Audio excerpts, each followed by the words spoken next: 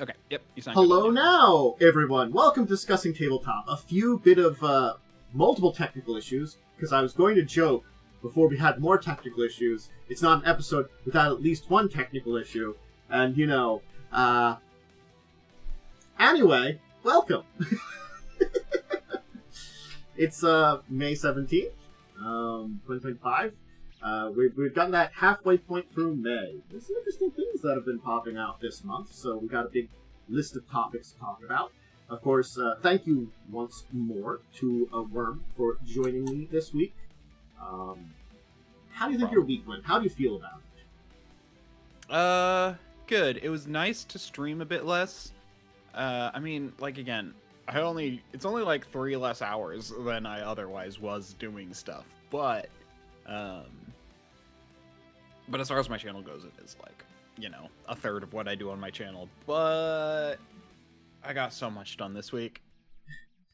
It's this time thing. It's sort of like, I always want to stream more, but I find I don't have the time to do it. But then again, it's like, I have to figure out I'll tell you, I am kind of terrible on time management sometimes. If I plan ahead, I can make things work, but there's a lot of stuff I don't plan ahead on, so then my time management goes out the window, and it's just a mess. If I got better at that. I mean, I have excellent time management. The problem is that I have chronic health issues, which just kind of beat me down even when I'm planning really well. and you have full-time employment, too. Full-time job, You're trying busy, to stream as much as possible. Yeah, so... Honestly, and if anything, it'll be good, because I do want to actually prep for running RPG streams on my channel again, so I need to figure out what day I'm going to even do that. God, that is a thing. Day and time, figuring those out, always a mess. So good luck. Yep. So yeah, I think I had a pretty decent week. Ups and downs and stuff like that. I got to try a couple new things, but everything that I felt needed to get done got done. I think that's always the important thing, is to get at least the basics done. If I feel like that, then thumbs up. Anyway, why don't we dive into our topics today? Because we want to get through our news to get to everything else, because there is a lot of little topics here and there. And so I'm going to start with the section I'm going to call Magic Updates, because it's like a couple of small Magic-related topics that I want to get up on here. We can start, of course, with, I without Momo mentioning it, I actually thought about mentioning this too. So this is, if you are any fan of Tulare Community College or know about it, they are having their Kickstarter for their Shuffle and Play Season 4. If you haven't watched Shuffle and Play, I would recommend it. I enjoy it quite a lot.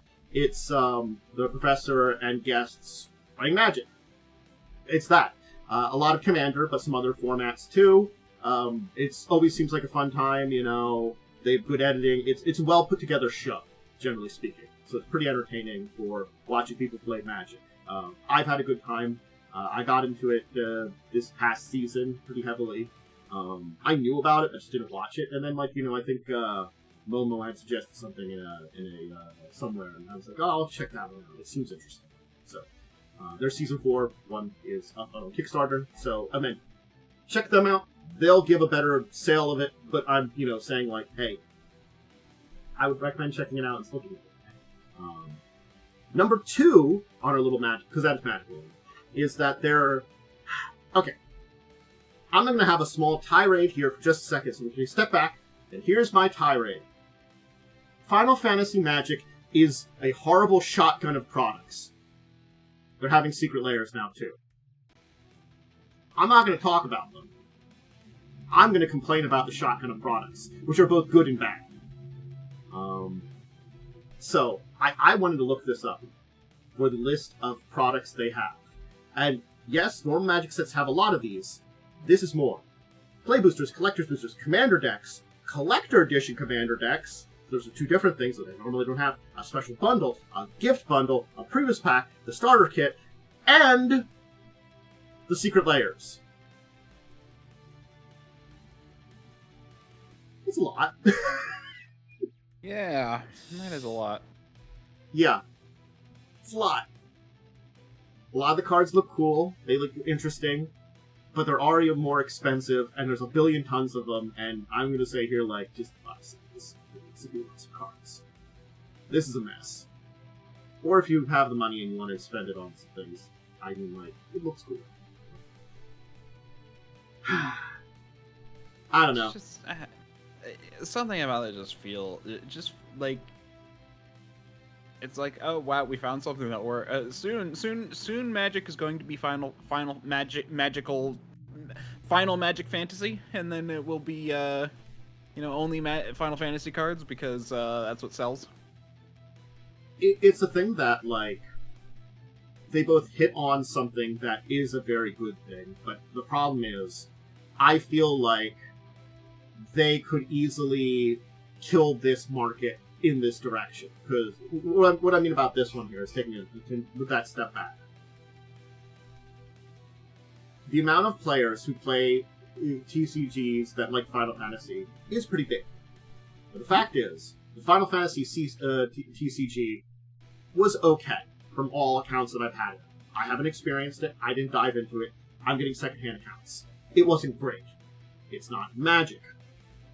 Now Magic is bringing Final Fantasy to it, and they're doing it in a very Magic way. Like, I was watching a little bit earlier, some people, I've like past couple days, looking at some of the cards and talking about a lot of the references. Like, I know some of the references, I don't know all of them, and when they mention certain other ones, I'm like, holy crap, I would have known that reference. It's a neat one. You know, they're doing a very good job of displaying a lot of the games. That's a positive. That makes people want to get these things. That's great. You can only do it so many times. And can you reprint these? Not really. Yeah. It's and the fact that they're, I don't know how many are okay. So some are pre-existing cards. The cards from the commander decks seem to be mostly, a mixture of new ones and reprints with new art that's Final Fantasy. I don't know if it's every card in the commander decks, but I haven't seen, at least so far, from the normal basic set, any cards in the normal basic set that are reprints. It doesn't mean there aren't some that I haven't missed. Maybe Dracovin, I think, is one that was a reprint. I just saw that earlier today when I was watching someone talk about some of these. So, like, there's a couple that I know are reprints, but not a lot of new cards in the normal set.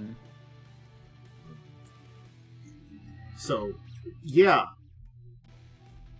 You could certainly do some, like, Universes Beyond here and there, but, then it's just a lot of reprints, and they don't really do a lot of sets that are very reprint-heavy sets, so, I don't know. It is a weird place to be in for Magic, because this is a popular shotgun. It will sell. I don't think this would work for every IP. No. I think where people get upset is the amount of influx of people from outside the Magic community. I don't know why that brings people in. I'm like, why would you want Magic cards if you're not, like, super into Magic? But I think it's the same type of people that collect Pokemon cards but aren't into the Pokemon game. I guess there are people, like, maybe people just like Final Fantasy and they're just like, oh, these are cool, I want these. Yeah, there's probably some people like that. And honestly speaking, I personally don't mind those people. That's fine. They can visit. Mm-hmm. Like, I think there were people that visited certain old sets that came out, like Bloomburrow had some popularity, and Kamigawa Neon Dynasty. Popularity. Yeah, and then the weird neon punk of Kamigawa Neon Dynasty got some people that were like, oh, this is really cool looking in Magic. I think there can be some people coming in from outside that think things look cool. Again, these IPs are more likely to bring that in. Yeah, but I mean, as for I almost bought Bloomburrow because I was like, these are cute, but I didn't. I did get that was like the only box I got from that year. I think I got it over here. I haven't done anything with it yet. I keep saying I might make a deck, but I don't know. It's a weird place to be in. The more I see about it, the more I'm like, this is very cool, but also I'm like, I don't know. It's a fine line. It feels like it's kind of. I think what the annoying part is they're keeping their weird exclusivity thing with these kind of things that bring in other people. Meaning you now have to compete with these outsiders. And I think that's why people get upset. Honestly, I'm not saying they get mad at these other people. I'm saying they get mad at Wizards for doing it this way. That's one. I mean, I think it's... And I feel like it also is, like, because there's so many more cards that feel like are in this set that have, like, the special treatment. The special treatments have kind of been here already. But when I see, like, there are, like, 100 different cards in this set that each have 5 different treatments, that's a lot. Mm-hmm. Where they have, like, normal foil and special foil, and then they have, like, a full art version, and they have a traditional... what's the, like, character art from the game version, and, like, you know, etc., etc. And also, I learned about today that they have an exclusive 77... they're pulling a One Ring in this set, too. Do you remember... I don't know. Did you play many Final Fantasies? No. Okay. In 7... the ultimate... I know about 7. 7's one of the ones I played. You know Chocobo breeding to get the golden Chocobo? I know of it, I never did it. They're releasing 77 golden Chocobo cards. Basically, they're releasing Chocobo cards, and they have them in different colors, and there are only 77 of the golden ones. Okay. So they're an exclusive. Like the One Ring. Which I didn't like then. Do you know how fast that sold out? Like the point, and how many scalpers there were with that set? It created a mess during that set, and they're repeating it, which makes me be like, didn't you learn from before it was a terrible idea? No. They learned that people bought it up super fast. That's what they learned. They learned the wrong lesson. They're doing. It's not as bad as the One Ring, but it's still bad. Yeah, I mean, at least it's not the One Ring. So, yeah, that's entirely okay. It's sort of like... taking a step back, because they did release later last Saturday, they did talk about the mechanics of the set. There's interesting things there, I'm going to say, but I'm not going to, like, go into it too much, because it's a lot of stuff that's... versions of stuff that's existed, plus some new updates, like... they've had creature enchantments, now Saga enchantment creatures. Those are cool for summons, you know, and tiered spells, and shit, kind of have stuff up, you know. These are all neat stuff, but, yeah. But, they got cool ideas, they capture Final Fantasy very well. And I think the other thing, too, is because it's 16 different Final Fantasies they are capturing from, there are plenty of people that are probably a fan of one or more Final Fantasies, but not all of them. And that's another thing, too. It's 16 different games. That's why you have probably a wider net in this case, and more popularity. Yeah. So, that's where that is. Let's talk about criminals. I want to move on. Okay. That's fair. I really don't have much else to say anyway. Yeah.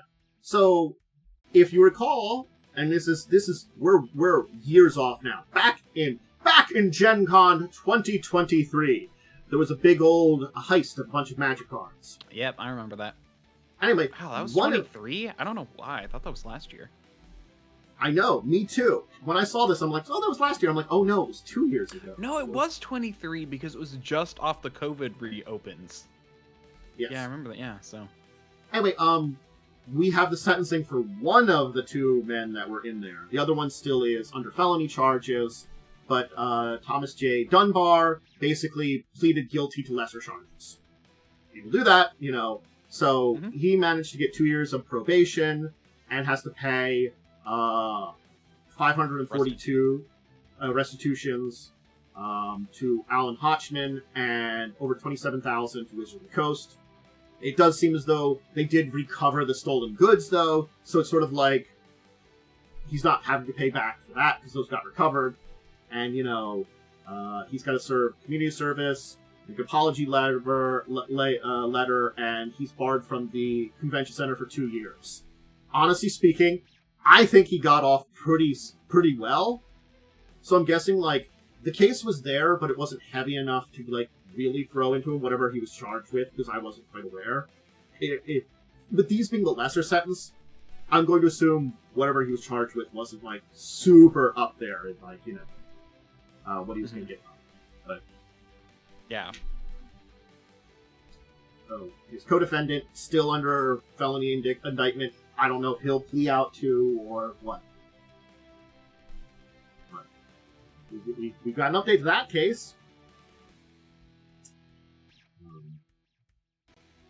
Yeah. It is interesting to see that, like, we finally seeing this now, but again, it's like, had to build a case, probably. Let's see. So I'm just looking it up. Okay, well, yeah. So basically, funny enough, it is so. Grand larceny is anything over in, because this was in New York, right? They were recovered in New York, so they did have the goods cross state lines, but it was in Indianapolis, so Indiana is where the crime took place in. But again, it's that weird thing. But I think they were probably tried in New York though, because that's where they were caught. I'm going to assume I'm assuming it became a federal case because they crossed state line. Because that kind of thing happens. I don't know about. Anyway, but basically, their larceny for $300,000 actually puts them in like the highest category, because over 50,000 you're in the highest category. Or no, sorry, second highest. Highest is $1 million. Over $1 million. They're over 50,000, which is up to 15 years in prison. So 2 years probation is pretty light.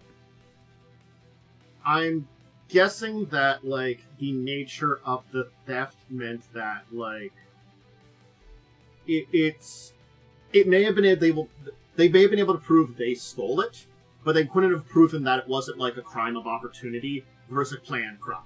Because crimes of opportunity are oftentimes treated far less than crimes of, like, I planned it out kind of stuff.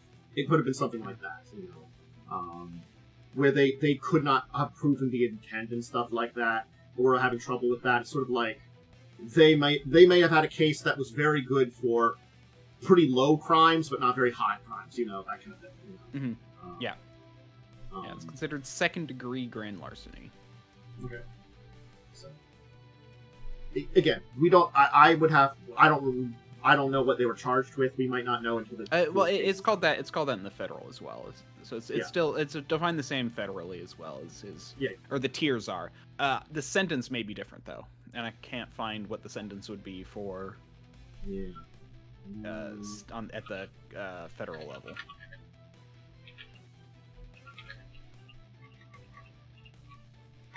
But generally, those cases are given back to a state, as far as I'm aware. But I'm not 100% certain on that. It really depends. Like, literally, so many people make so many decisions. Yeah. It's like... Yeah. Yeah, just... all I can find out is, for a quick search, without taking a little bit more time, is they were charged with the theft. For their exact... Mm-hmm. Oh, okay. They were charged with felony theft. So it wasn't grand larceny, it was felony theft that they were charged with. Level 5. So, I assume that's a lesser crime with lesser things. So, him pleading out to a misdemeanor, again, is also like... You got the goods back. You got him. It's a lot easier just to get him out of the system and not worry about it, kind of thing sometimes.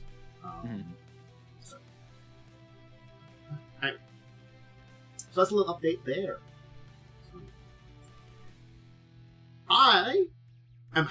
Before we go on to some more Wizards-related stuff, because it's related to Final Fantasy, I did want an update that, hey, there's some stuff for the Final Fantasy TCG coming out.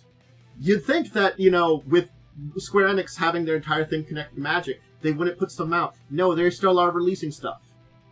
They're still supporting their TCG. There are two big products that are coming out, upcoming. The first is some starter decks, which are coming out in October, which we can see about that. And then the other is a set that's going to be coming out in November. So again, like, I had this weird feeling that felony theft is the same term as is just another term for grand larceny. Okay, so it's the same. Yeah. And, again, I was like curious if Square Enix was going to continue to support their TCG with the entire connection with Magic, because again, like, I think it's popular, but how popular, I didn't know.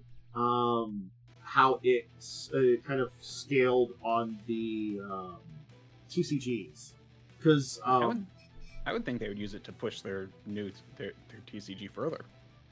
Yeah, that makes sense though. I think that's what I was kind of like thinking the opposite, but as soon like what you said, as soon as I saw they were doing the new products, I was like, oh, okay, that makes sense. Okay,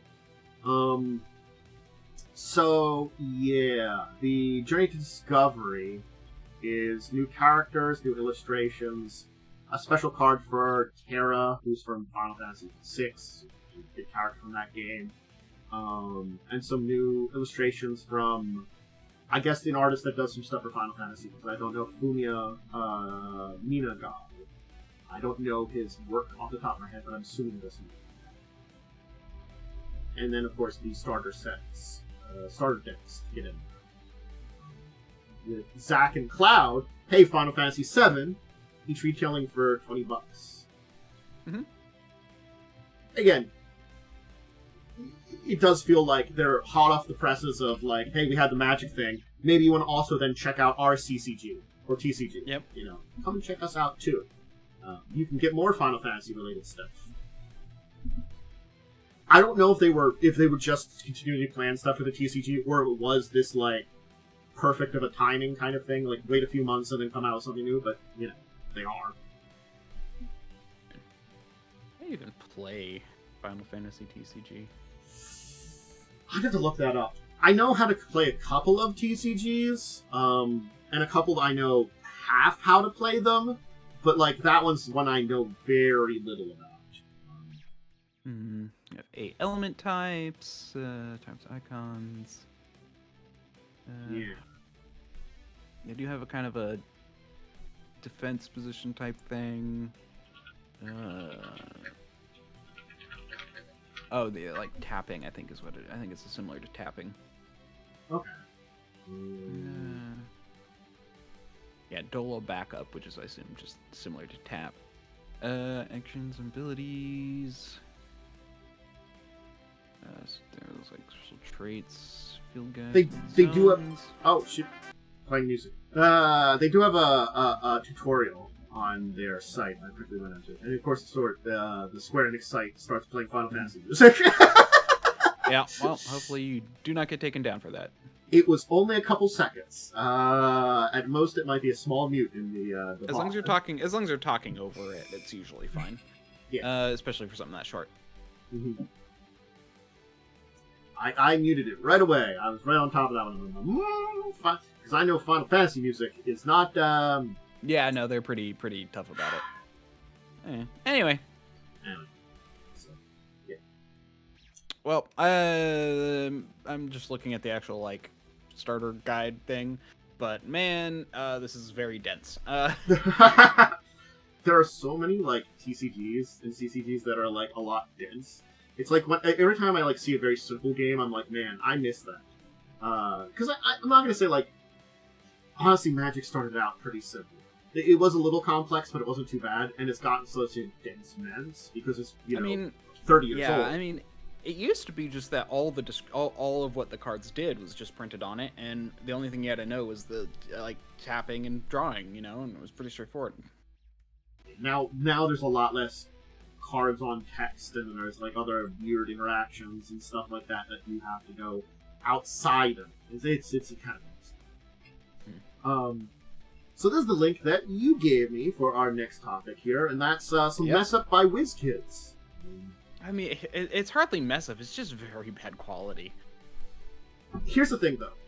A lot of stuff I've seen from Wizkids in the past has been of high quality, or at least okay quality. So that's why this feels like, since this is very low quality, is this a change in the company, or is this just someone somewhere screwed something up? I think it's whoever they hired to actually do the painting, because the modeling seems fine. If you look at the actual modeling underneath the painting, you can kind of see it. It's very clumped over with the terrible paint job, but the modeling seems fine. And then just whoever they hired out to paint, whatever group in China, has terrible quality control.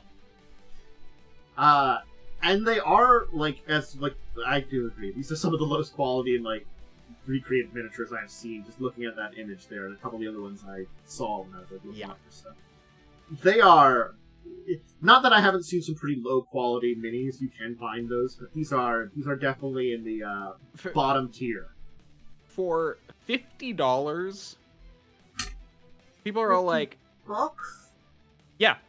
$50 for the set of 7 characters. With this quality, I would have thought it would have been $20. That's what a lot of people said.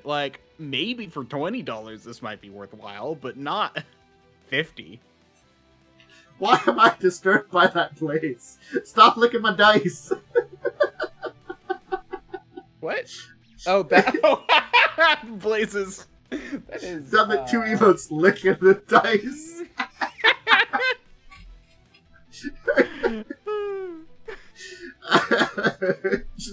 just I see that in chat and I'm like, oh god, my dice, it's been licked. Yeah, $20 for 7 poorly painted miniatures. The $7 would get you non-painted miniatures, so poorly painted is fine sometimes too. That's why I'm like, But yeah, $50. Ugh, that's pretty off. $50 USD. That is actually paying someone who's good at painting to paint it, real fast. It's a quick paint job, probably, but it's if you're painting the same kind of stuff over and over again, and it's decent. And that's the thing is if you compare it to the, the first one is obviously the. Oh, you didn't do the super close-up one of the advertised versus actual. I didn't. That didn't want to get off the site here, so I looked up another image, 2 of them. But I'm looking at one of these images from X, and it's all the close-ups, all the characters in this article here, and they are paint jobs. Yeah. The person who one of the character designers said what I ordered versus what I received. Only Gale has a decent face. It's expensive for a 5-year-old painting work. Shame on you, Wizards D&D. Yeah, again, I look at these and they don't look great, but again, as someone said, here in the article, $15 to $20 would have paid for that. I'm like, yeah, I would. That would have been the kind of thing I would have expected for it. That's the thing. I could do a better job. I could do a better job, and I've never painted a mini before, but I know I can do better than this. Ooh, God. And I feel bad for, there's another message from someone that got really bad and they had to pay an extra $30 because they're new because of all the shipping to there. Yep. Jesus. And there's another person who got it with one of the heads missing. That's what I'm saying, just terrible quality control. Just... Yeah. Literally nobody thought to make sure whoever was doing this job did it right. Yeah. And someone's just saying, and apparently even if you don't get them super bad, they're get they at the very least they're super scuffed up and stuff, where it's it's not all of them are of this quality, but they are of a lower quality than you'd expect for the price that you're paying. Is basically what it is.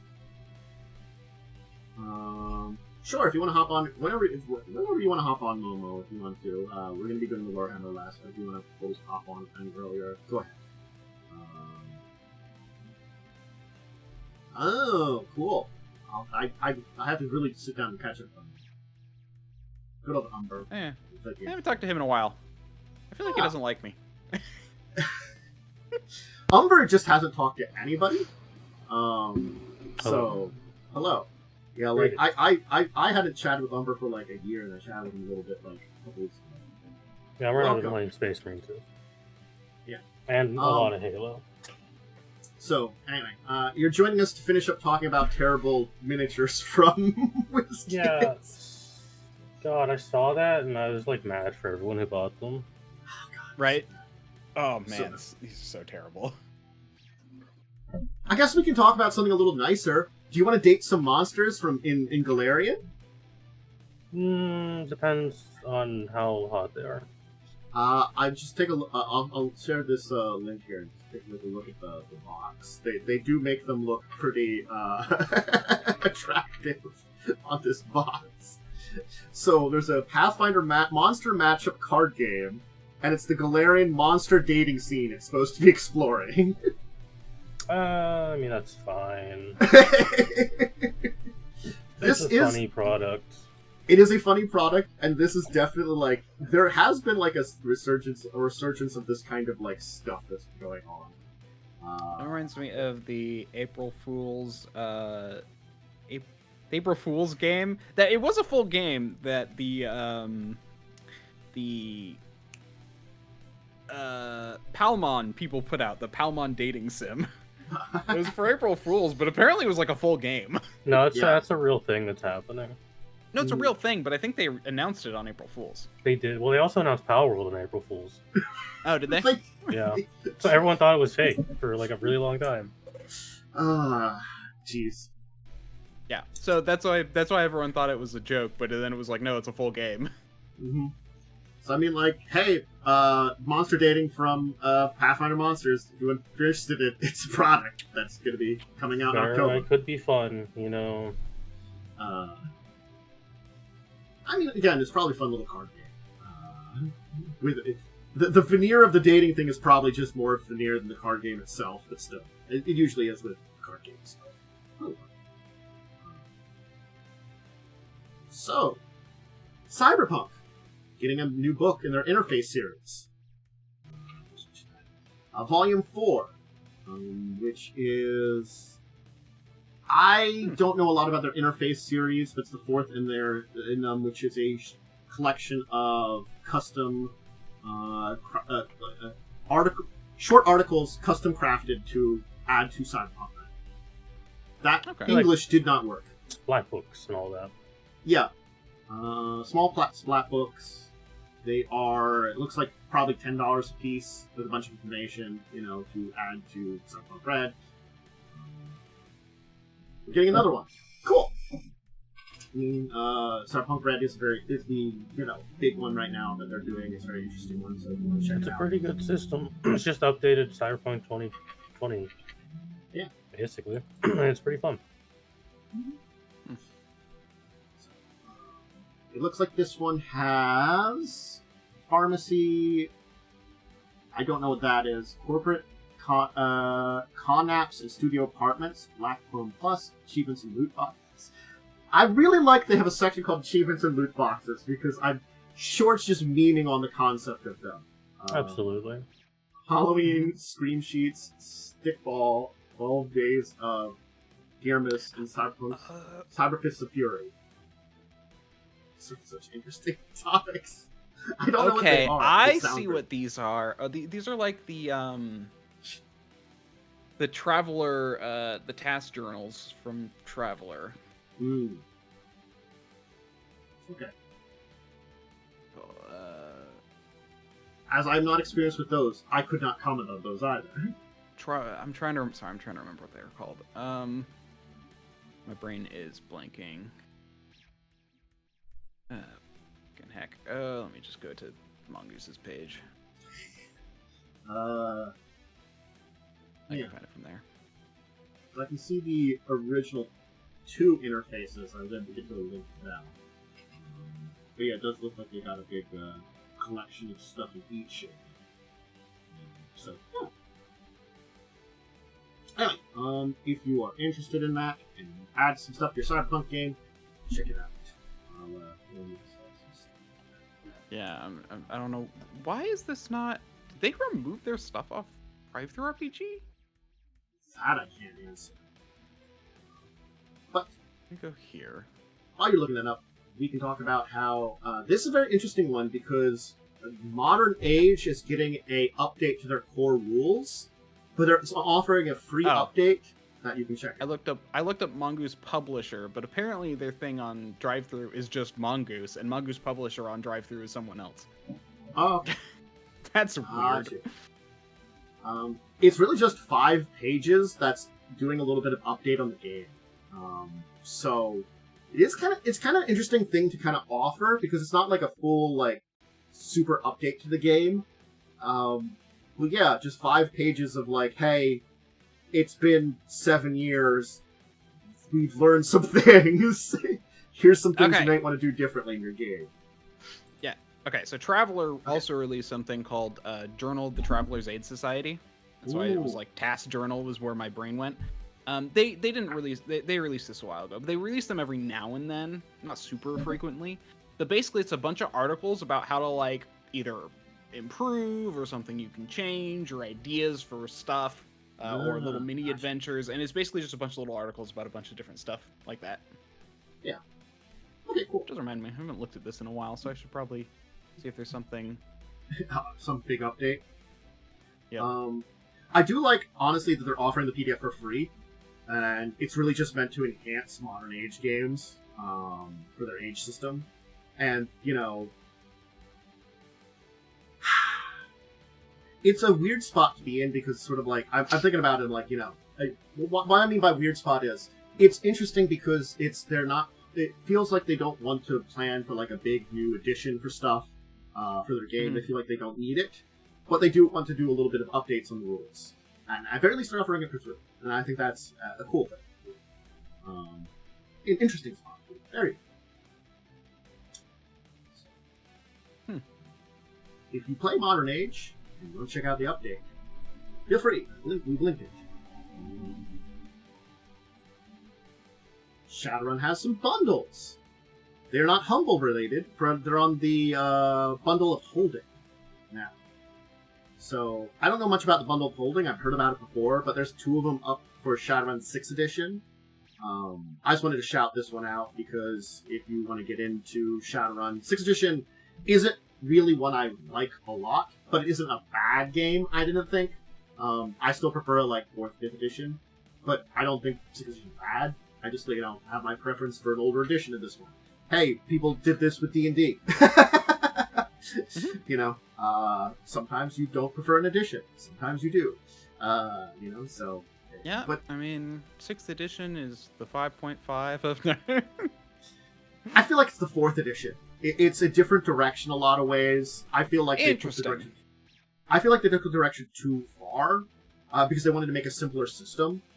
And again, Shadowrun, up till then, they simplified it slowly but surely, but it's still a complex mess. So it wasn't necessarily bad, but I felt they took things a little too far in their simplification for my taste. It's kind of what it is, you know. I didn't think it necessarily was a bad idea, just a little too far. That's why I'm like, I'll just stick with 5th edition in this case. But I can't be like, I wouldn't suggest someone if they want to get into it, play 6th edition, because honestly, that might be a good place to start out with for you, for your games. It's simple. And the world is cool. Yeah.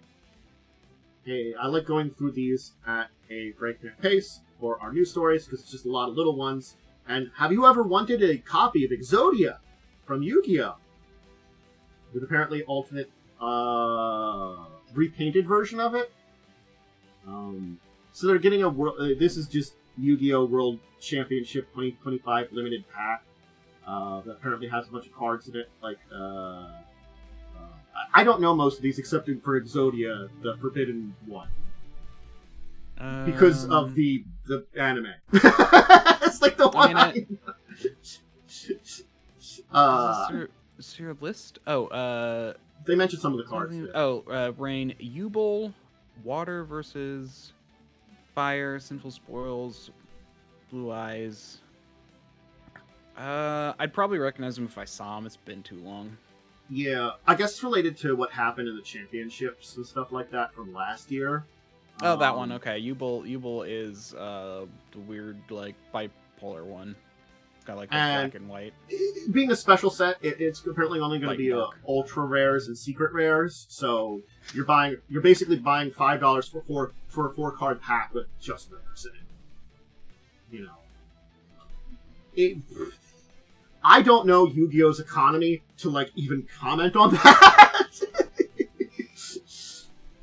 It has one. I don't know much about Yu-Gi-Oh. I don't remember either. But I kind of, it's got a like an iconic repainted version of something because it's Exodia. That's like the big one from if you started watching it.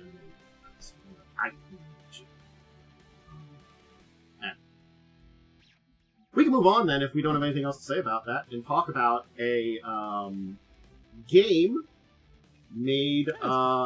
That's very interesting here. Oh, that was I have no idea what the water versus fire is.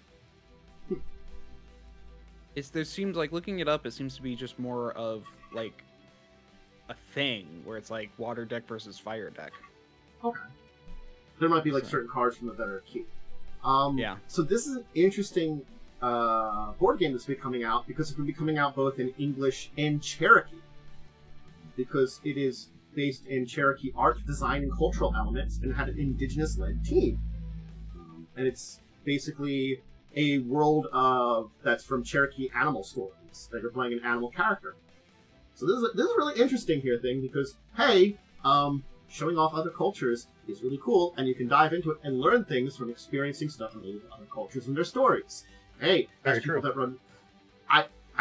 runs role-playing games, I always enjoy that because it can give me ideas to increase and it gives you ideas of directions that you can use in your own games and stuff. So hey, yeah, I totally get it. Recently, I've been listening to the What the Folklore podcast, which is a podcast where people literally just read and comment on weird folklore. Yeah, folklore and fairy tales and myths and stuff. This does. I can't say for sure. It does look like it has a level of some kind of resource management kind of game. So it's a $60 game. That makes sense for resource management games. It's got a lot of little pieces there. You deal with villagers. You build stuff there too. It looks fun. Looks interesting. Mm-hmm. I like a good little resource management game. So and one that is made with a help of a cultural group that wants to display their kind of ideas and stuff is really cool. So, I don't know, Winter Rabbit. And when is it going to be, is it available now? I'm not sure. I don't see a date in this article, so I have to look it up separately. Winter Rabbit board game. That have you can buy it. Is that when it's coming? Is it? There was a Kickstarter for it previously, and I'm on it. It's available for pre-order. Yeah. So I assume it's out soon. June 1st is when it will ship. Okay. Thank you very much. I think. Yeah, that's basically what I can find. It said something about something shipping during June. Pre-orders made before. Oh no, pre-orders made after February 1st will be shipped before June 1st. So I assume.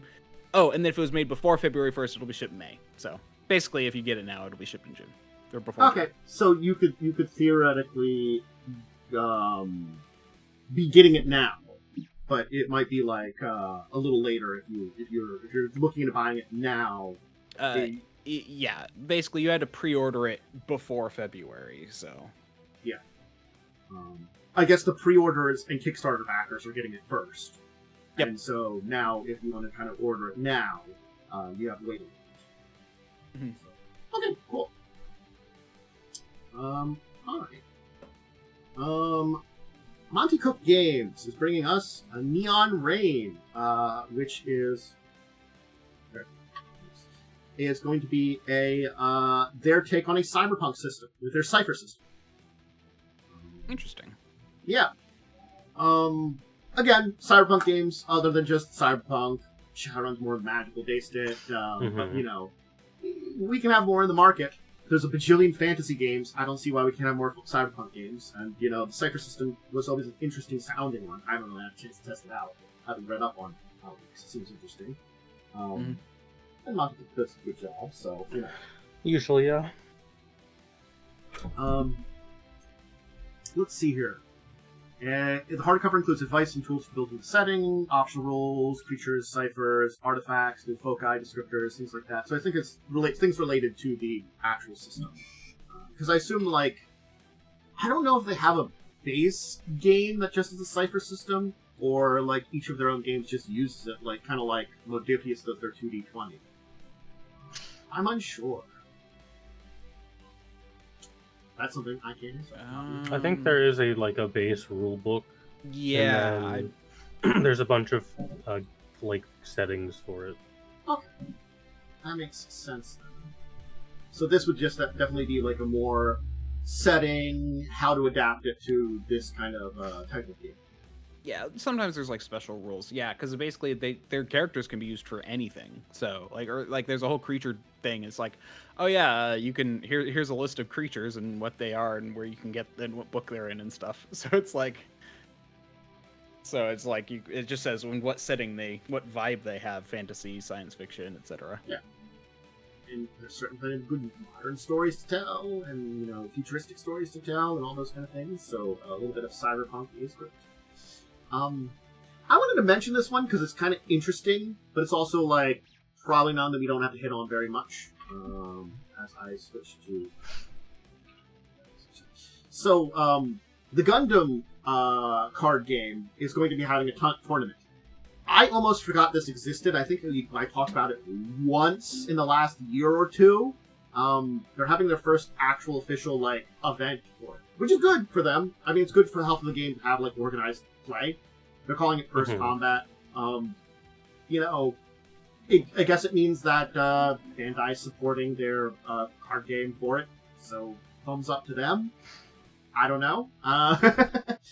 It's is this a new Gundam card game? Because there was an old Gundam card game that was discontinued a long time ago. A couple of years at this point. Because they've got the Gundam card there's game. Gundam War is another game that I think is out of print currently. So I'm assuming this is their newer one. Yeah. I'm going to their website for Gundam card game. So I'm just taking a look at their website here to see if I can see anything to learn about it. To get a little bit more information. Because it's definitely one of those ones that, on the side I've heard about. And I'm not a huge Gundam fan, but I thought there's been some good Gundam series, and they got some neat robot designs. I'm kind of like that, dip a toe in kind of fan. But, they got a card game. Let's see. Gundam War was a collectible card game. Is this going to be a collectible or a trading card? It's Gundam card game. Yeah. Oh. It just kind of came out. This is super new. Yeah, I think I talked about it pretty recently about it coming out soon. So they're starting out strong with organized play right away. Okay. And the launch is in 2020. It's in July. Okay. So yeah, they're having official events starting in August with its official release in July. Got you. Oh, that's cool. Okay, they're putting stuff behind it, I guess is what you can say here. They're supporting it already, which is good. Yeah, laying the groundwork. So hopefully it's a good card game. I haven't, other than hearing about it existing, I guess we'll have to wait and see if it makes a dent in the market and kind of ends up there. Because again, other than the big games, our Yu-Gi-Ohs, our Pokemons, our Magics, we have other games that are in the market in those top 10, but it's more people in the market, more competition might be better for certain card games. Cough, cough, Pokemon, Magic, cough, cough. Yeah. Oh, wait. Are TCGs and CCGs the same thing? Effectively. Okay, I'm thinking of something else then. There's a different kind of card game where you can just buy all the cards. it's collectible card game versus They're- trading card game. Though there are some of those games that They you just buy. are like TCG and TCG are the same term. Yeah. As a note, they're the same genre of game. Yeah, I just thought there was like one where it's like, oh, you can just buy the packs and you have all the you don't have to randomly fish for cards. Which I thought was a collectible. Those are deck building games. They're deck building games, or that sometimes they're semi-collectible. Yeah. Because basically it's like, you do have to buy the different packs to get your stuff. But, Yeah. you know, that pack will always have the same thing. I'm sorry, I just saw something that just said CCGs, also known as DCGs, and I'm like, wait, are they the same? I always was under the impression they were different. They're really the same thing. They're really used interchangeable now in G. I think trading... people seem to like trading better for marketing than collectible, because collectible, started out CCG, strong. I think, is like the original term. Yeah. So. Yep. Massive I mean, in this turnoff. case, I mean, nowadays it's less trading and more buying and selling. So. Pretty much, yep. I remember back in the day where you actually traded cards to people. That was fun. I remember that. I did some pretty interesting trades back in the day. Some Magic cards. I'll tell you, I traded a card and had a lot of value, but I did trade for a lot of stuff that also had a lot of value. I traded I think it was, and I don't know which one would be worth more nowadays. I'll put it that way. I can't remember the exact card, but I cracked a card from a limited for an entire sliver deck, including the sliver field, and she's expensive. A long time ago, back when this card first came out, I traded my it was one of the chase cards that's really expensive because I didn't play blue, so I traded, and I later found out the card I traded for was worth like $200. I was like, that's pretty cool. Yeah. And I sold it. I honestly do not remember like trading for anything super valuable. I just remember trading friends with cards. I personally don't put value on cardboard. I think it's stupid that we do that. I'm inclined to agree. I mean, I never paid more than I remember back in the day. I don't think a piece of cardboard with some words on it should cost more than like $10. I actually never paid more than I think $2 for a card ever. I think I've gone up to like 10 and like the most expensive card I've ever bought was $15 because I wanted a Wandering Emperor card from the Neon Dynasty set. I think I spent 20 on one card, but it was like a card that was key to a deck that I built, and I still play that deck. A different version of it, so that card's still in there, but you know, it's a lot more expensive now. I think I bought I think it was a doubling season, and it was $20 at the time. This is many years ago. And doubling season is a lot more expensive in certain ways and not anymore. Anyway. Yeah. This was also the back in the day where you had to go to a physical store. Like there wasn't a good online source for buying cards. Oh god, yeah, those are the days. I mainly play Commander, where it's counterintuitive to sell your cards because you can just use them because they don't go out of print. Yep. And there was only one store that was within biking distance of me, so it was like the go-to place. We did that at the comic book store that I lived next to for a while. Ooh. There was the Hot Match at the Gathering store. You go there, you get your Captain America or whatever you wanted to. All the great Magic Gathering stores that used to be in general use near where I was ever doing stuff all shut down. There is a place that's nearby, but it's not like a place to go to. It's a sports card store that also sells Magic cards. Quite a few game stores have popped up in my area recently, which is nice. Means I don't have to like drive 45 minutes to go get a box of Magic cards if I want to. Interestingly enough, Catalyst Games, the people that have BattleTech and Shadowrun, are probably going to be having metal miniatures now. Why? Well, they have acquired Iron Wind Metals. And it's going to be a subdivision of their company that's going to continue to manufacture metal miniatures for other companies and their brands, and especially for their BattleTech line. BattleTech. Okay, so I'm gonna assume I haven't like played BattleTech. I assume you you put the minis together with glue and shit. In BattleTech. So making metal miniatures is dumb because they're really hard to glue and put together. They don't like to stay together either. I guess. The only thing I can think of is maybe so. Yeah. Because the only thing worse than metal is that weird in between of metal and plastic. Let's see if I can find the name of it. What, resin? No, resin's also pretty bad. Yeah. Games Workshop still uses it. Resin I know is bad to like glue. But it's really good if it's Yeah, it seems though like it is really this, good if you just print it in one. It's actually really stable. Holds together it's a very simple story with the company. It seems like here the article talks about it that the owner, has been in the game industry for a very long time, was planning on staying in it. Things happened in personal life that they needed to really take a step away. Catalyst basically, the company is allowing you to take a step back, get in charge of things.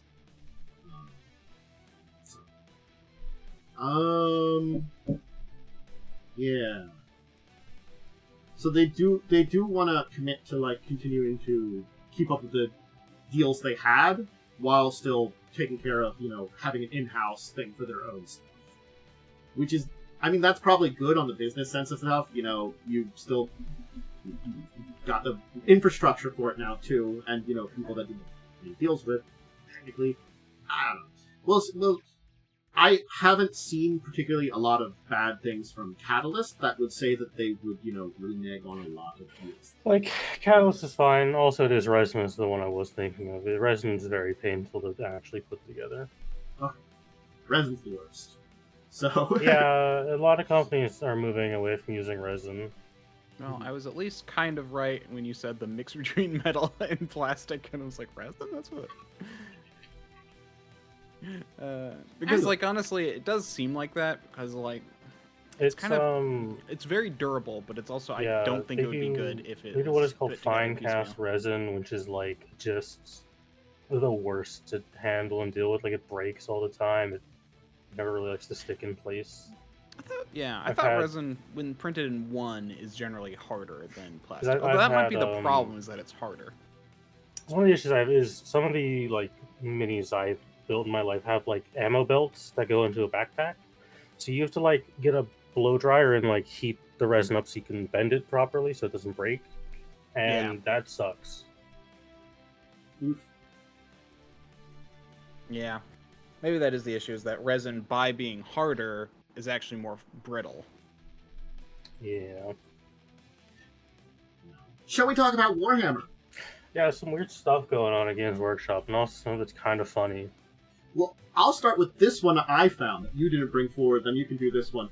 I didn't know they were suing someone. Yeah, that's the thing they're doing. Yeah, apparently they brought a bunch of people to federal court. Now, this is a thing of small articles, but the part of it that I was interested in is the fact that apparently they're taking someone to federal court alleging trademark infringement and false designs of an origin. That it's not, so it's that they're not counterfeiting objects, that they're selling products that Games Workshop didn't want them to sell, I guess? Yeah, Games Workshop does this all the time. It feels so weird. It's a weird business thing. I understand, you want some kind of control about your product line, about where it goes down to, but, couldn't this have been, resell, too? Or, because I'm thinking about this, I'm wouldn't what they're saying here count under it? That, if say, a store over there sold some stuff, and you don't, I guess, since you don't particularly sell stuff, it would be kind of weird for you. If my store, when it sells the Games Workshop stuff, it would be kind of weird to start doing. Looks to be over stores selling of quote unquote official Games Workshop products that are not official Games Workshop products. What? They're knockoffs and shit, and they're labeling it as Games Workshop product. Okay. Which unfortunately is quite common in third-party sellers. Yeah. That doesn't surprise me, because if you can buy something that's supposed to be official for less, Yeah.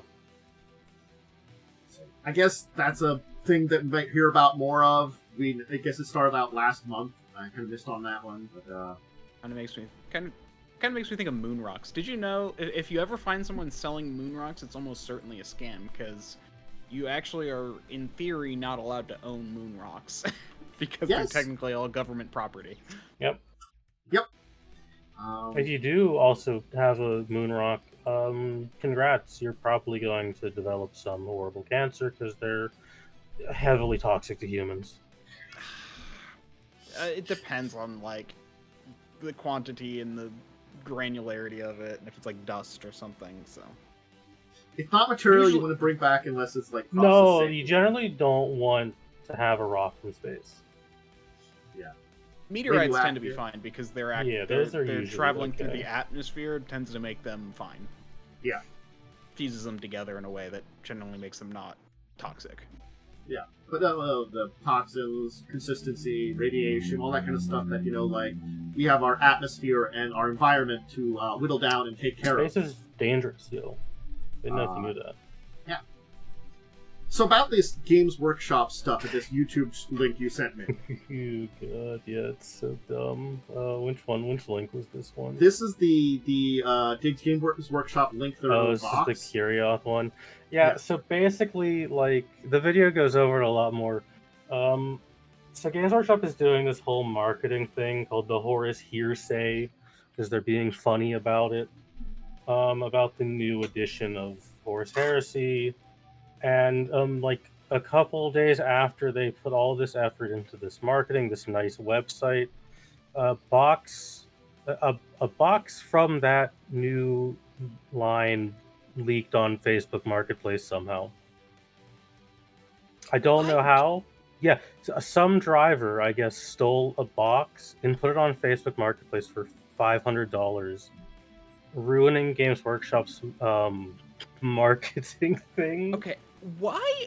Okay, I'm just wondering, like, so many things where people have been doing these like really like build up things recently. Like, I've heard of a few of these where it's like games and cards and blah blah blah. Like, they're trying to do some kind of special thing, and just someone like leaks it like immediately. It's just, why are there so many people why leaking Facebook things? Marketplace of all places? I guess like maybe some guy stole it and was like some delivery driver was like, Warhammer is expensive, I can sell this. But this is the website. So there is most definitely a new edition coming because they keep updating this website. And they actually like just kind of made fun of the leak on this website by taking really shitty screenshots of the box and just kind of making fun of it. So yeah, we're probably getting a bunch of new stuff, but the box that leaked was kind of neat because it is bringing forward some stuff that hasn't been canon in a while. Okay. The big Saturnite looking dudes with their giant, stupid looking pauldrons.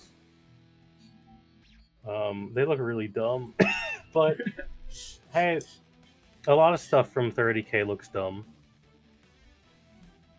It's that thing of like, it's 30K, and I'm like, okay, great. I barely know enough about. You only care about 30K if 1, you really liked 7th edition Warhammer, and 2, you've read 53 books. Otherwise, there's not a lot there. It's just a bunch of dudes in armor fighting other dudes in armor. But the website is worth noting because they do keep updating this with like little snippet previews. Like the current one is just a picture of a miniature's head, and it says, "We're losing our heads," or "Someone has anyways found this cool head. Can anyone confirm if it's new?" The detailing on the mouth part doesn't look familiar, and they're just making fun of the fact that, haha, a major 30K character got his head cut off, and that's all he contributed to the setting. So they're just kind of like being very, very jokey and tongue-in-cheek about it. And someone went and stole a box, kind of ruined it. That's just an interesting thing. That's like, it's they were being clever about it, and someone just had to go and ruin it. One of the zoomed-in pictures of the box has like all the warning details of like small parts and whatnot. on it. I want to read out the bit on the website where we zoomed in on the text, and it's total gibberish. Small parts, really? Have you seen that dreadnought? Those are large parts. And in the next bit, looks like it's in some kind of crazy made-up Xeno language we've never seen before. Edit, scratch that last part. It was French. Our bad.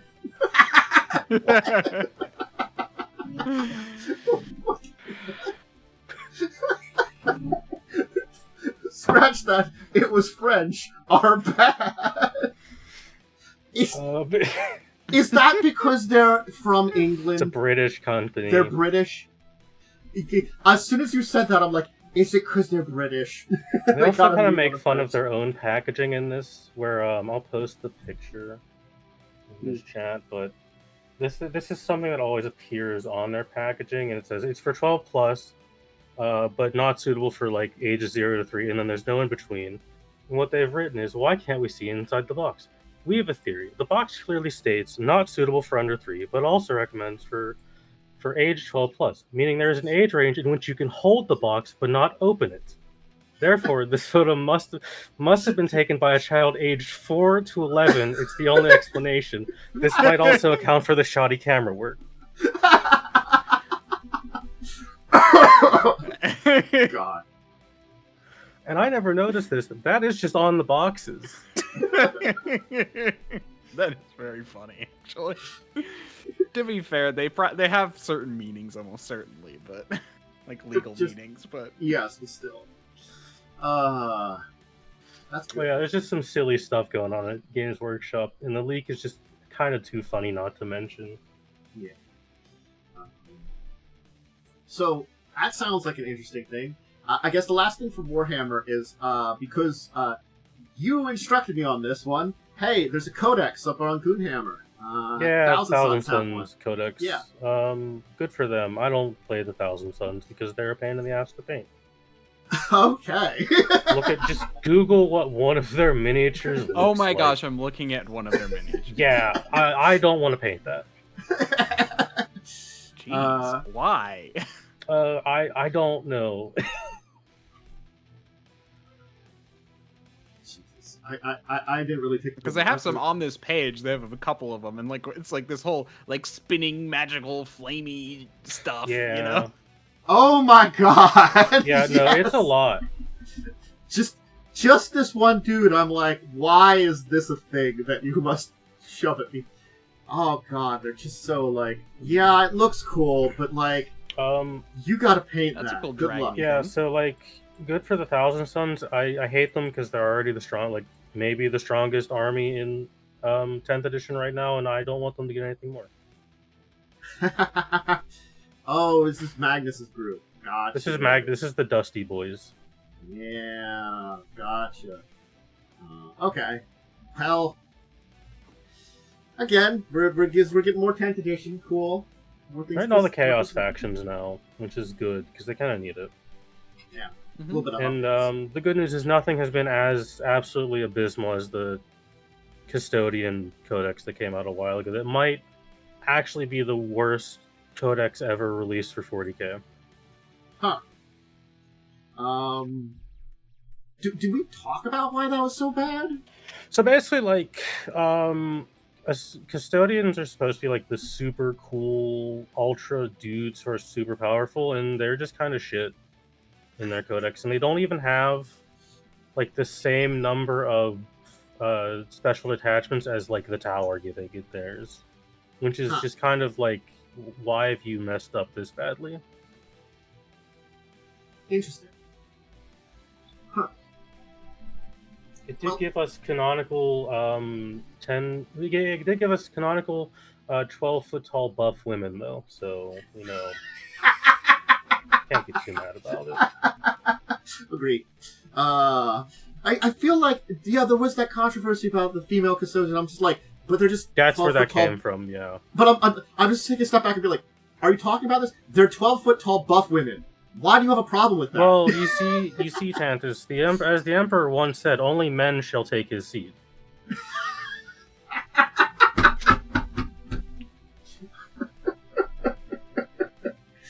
Oh god. And one small step for man is. I just like what it was. There was a quote from I'm kind of remembering his name. The guy that was the Emperor's right hand.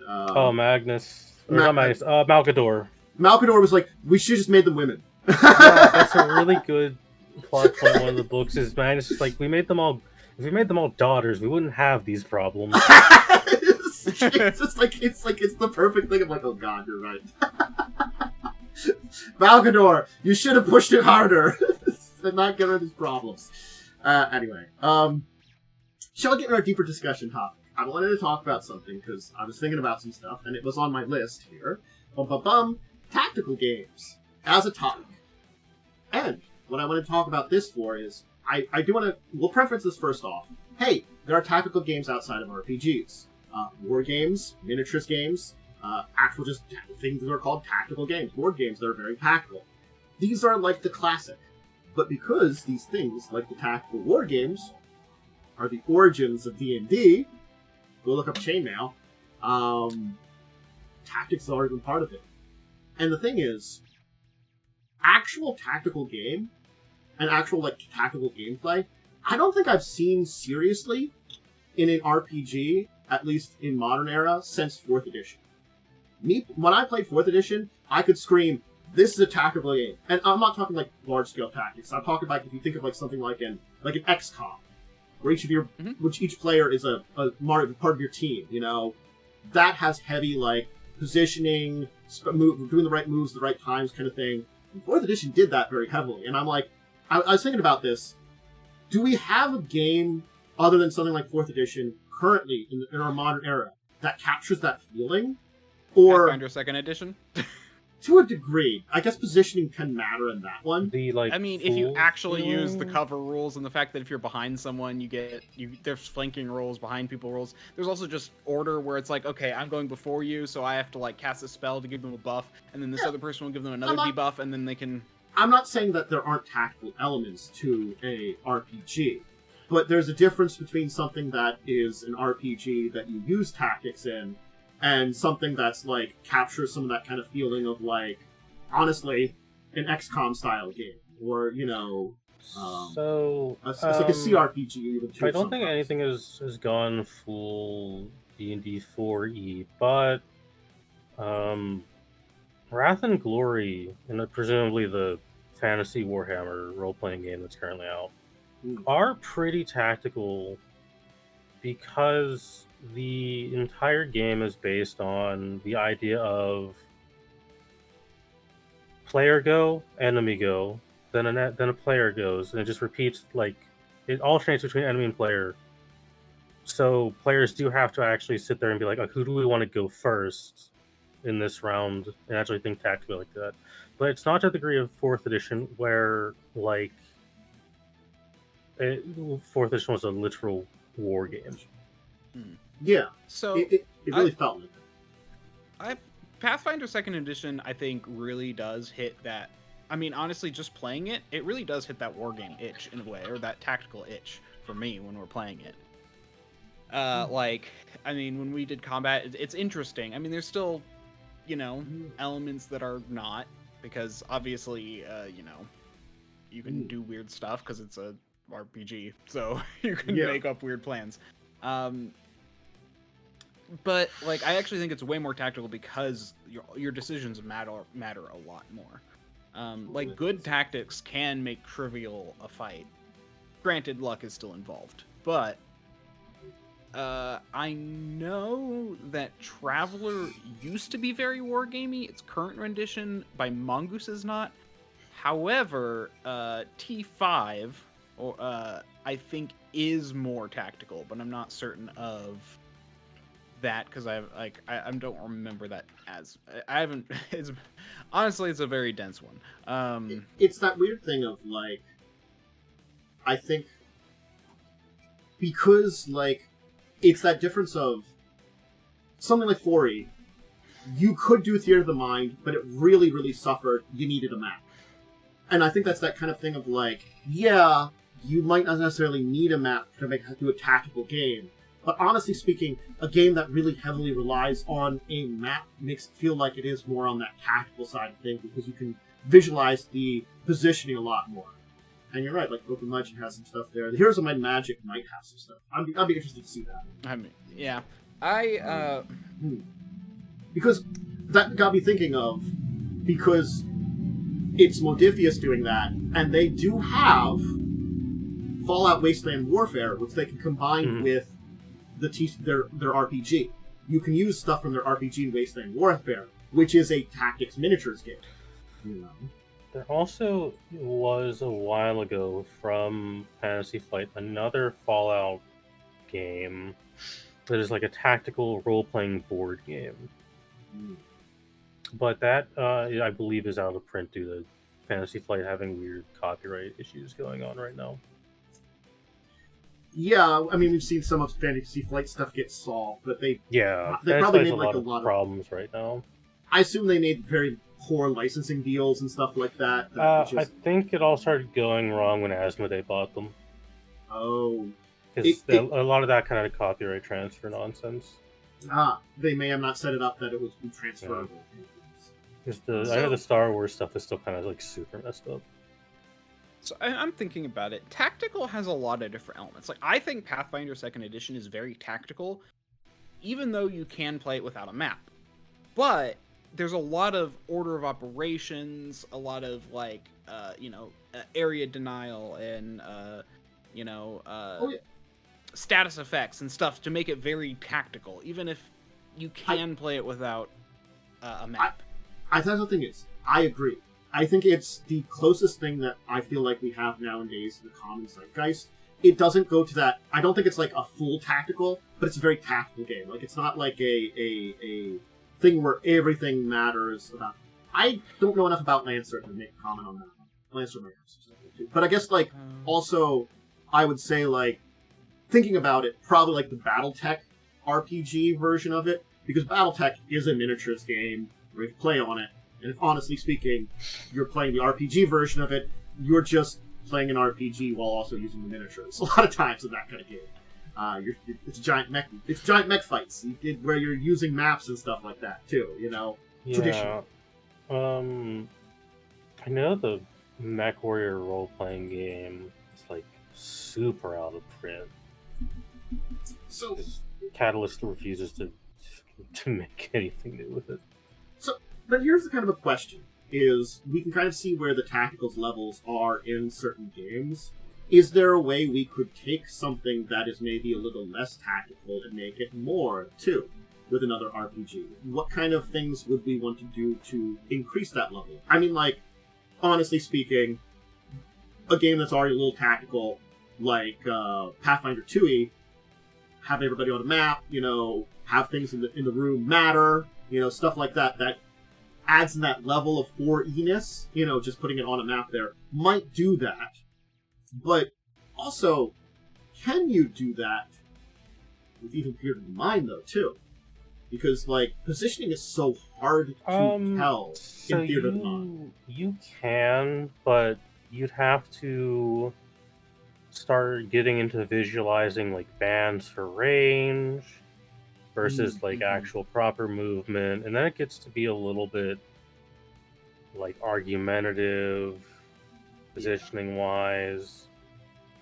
So it's really hard to take like a non-tactical game that's meant to be Theater of the Mind and then put it into a tactical element like something like a Pathfinder, or to a degree 5e is also tactical, because there's plenty of optional rules to make it a little more tactical.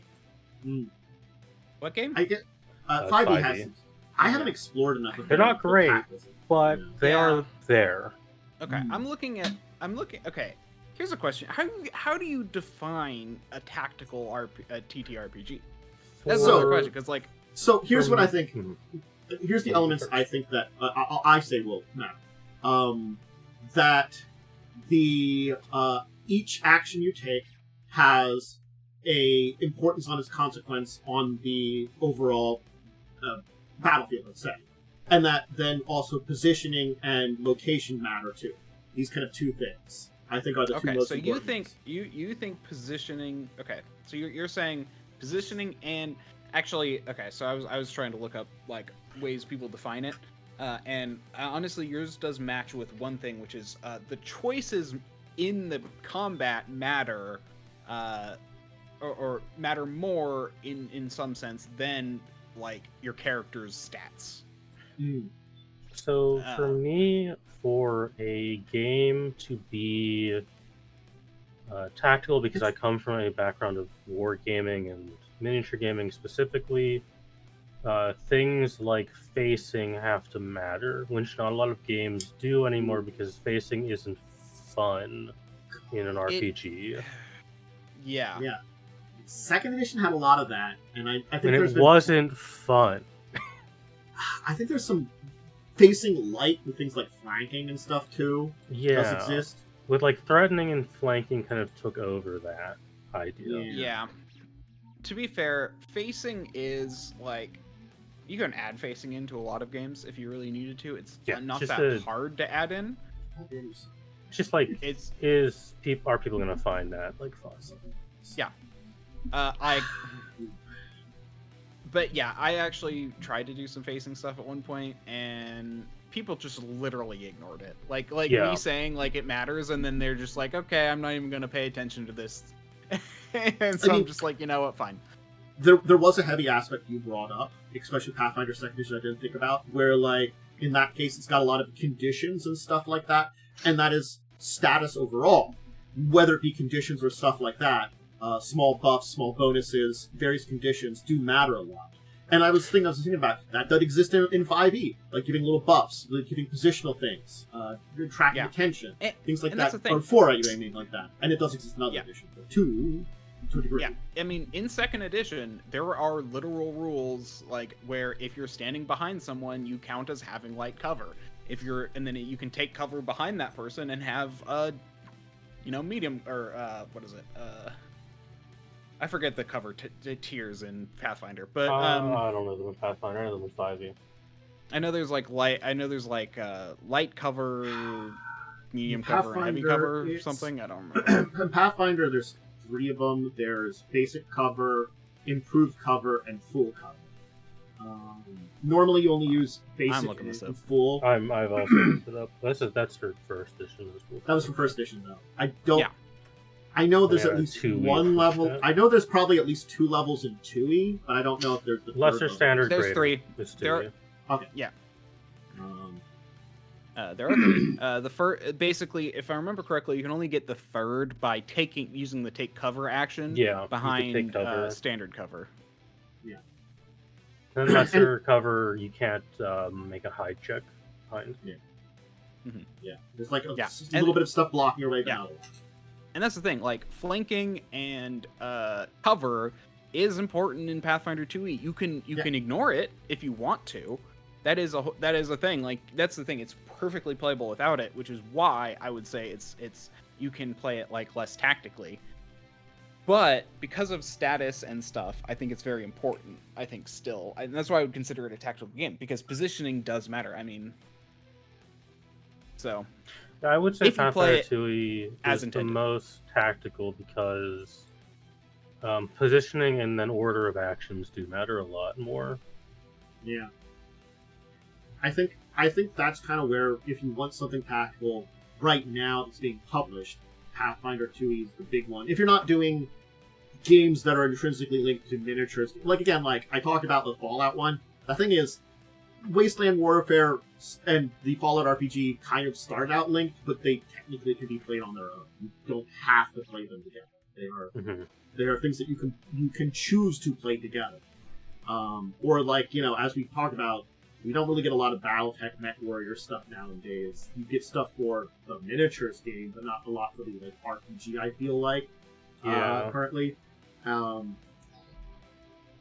I don't know. Starfinder 1e, I didn't play enough to know if that would be heavily tactical. 2e is probably going to be very tactical. 2e is probably going to be... Well, 2e is literally just Pathfinder 2e rules with some sci-fi elements.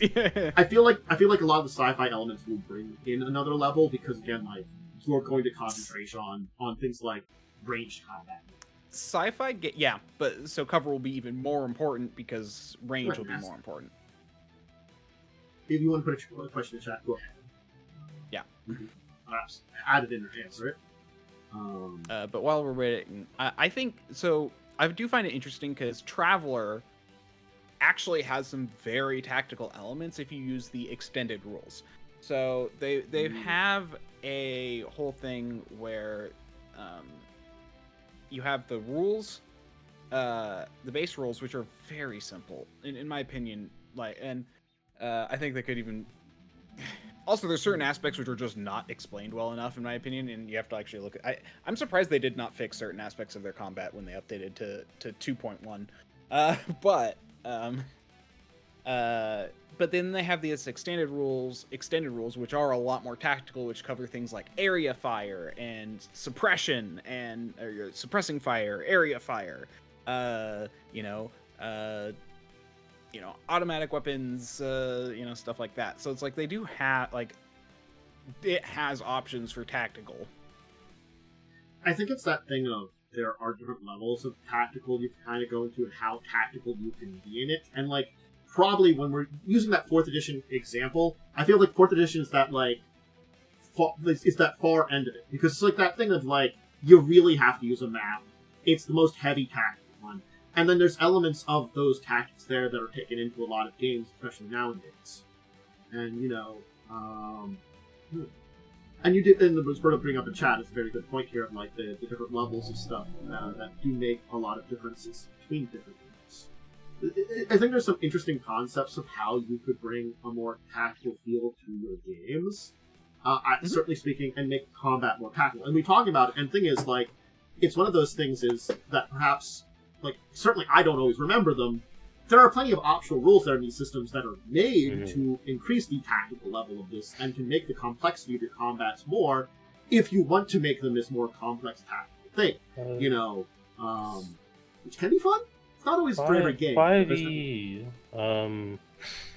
has added a tactical layer with the newest, I guess it was called edition, sure, whatever. Not really, but whatever. It's an addition. With the weapon mastery stuff, but it's not really enough for me to consider it a vast tactical improvement, because you still can't do combat maneuvers as anyone but a battle master fighter or whatever. I feel like that's the thing about 5e combat. It feels very simple in so many ways. It is a highly simplified system, yeah. Which is very good, but it also means that when you're simple, the tactics you use are very simple too, and it doesn't feel like a very in-depth tactical system. Then yes, you're using tactics, but they don't feel as it's just I'm doing A again. I'm doing A again. I did A once more. There's no choose between A, B, and C as much out there. You don't have you're limited in your options, and then your options just That's don't kind of why I like Wrath and Glory a lot, is because while it is very simple combat, it's often just your shooting or melee slashing, you have a lot of attack types and a lot of action types you can deal with. You have all your warp stuff you could do. The battlefield constantly changes, especially if Psyker's battling it out, because you're rolling on the warp table a lot, which changes how the battlefield can present itself. It's also a horde-based game. So you're having to contest with enemies coming from all sides, but the enemies have lower HP, but they can still do chip damage to you. So in that regard, that's much more of a tactical game, in my opinion. I think it's the thing of a game that feels more tactical. I think, so we've kind of been discussing it here. You're capturing that your position in the battle matters.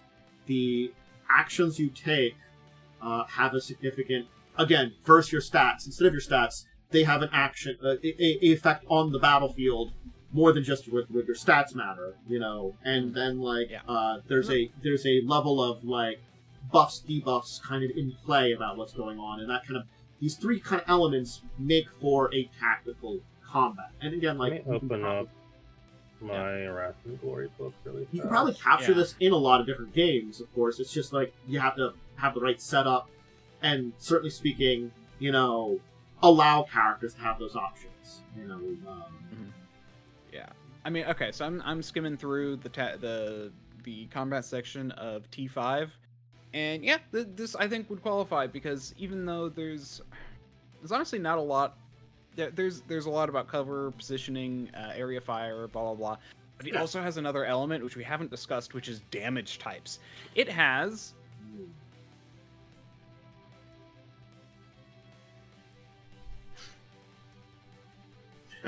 26 damage types. Nice. I think that comes into then that damage types matter is another thing too. I think that's important. There's a lot. I just realized it labels them A to Z. I should have just been able to recognize that it was 26. Where there's a lot more variety in like resistances, immunities, weaknesses, and various types of damage that can kind of come into play matter because that makes more interesting things of like, oh, I should use this ability or I should use this ability because it makes difference. For Wrath and Glory, I'll take this random talent, Dead Shot, which the effect is your skilled shot, trained to carefully target your enemy's weak points. When you take the aim action and make a called shot action, you double the bonus damage dice you receive. So you have to set up for 2 specific things to use this ability. Mm-hmm. And that, for me, would count as a tactical maneuver game when you have to set up for stuff like that. Yeah, I think that's the thing is, too, is like setting up for stuff adds level tactics. Again, like, I'm not going to say that every game can't have these moments. I'm just saying, like, I do find it, like, I think it's a fun thing to have when it is a very important part of the elements of the game you have. Because, like, I think, honestly speaking, tactical combat is a lot more fun than just simple combat, honestly. I agree. I really like tactical combat as well. Mm-hmm. I also just want to point out one of the other talents in this book, which is it's funny, but it does have its tactical uses. At the start of each of your day, you must spend 20 minutes staring there in prayer and inflict wounds upon yourself equal to the tier through self-flagellations. You may not roll determination against these wounds, and they cannot be healed. As long as you're wounded in this way, you gain plus rank bonus die to certain rolls. And you can choose to become frenzied, which is a type of condition that you can apply upon yourself.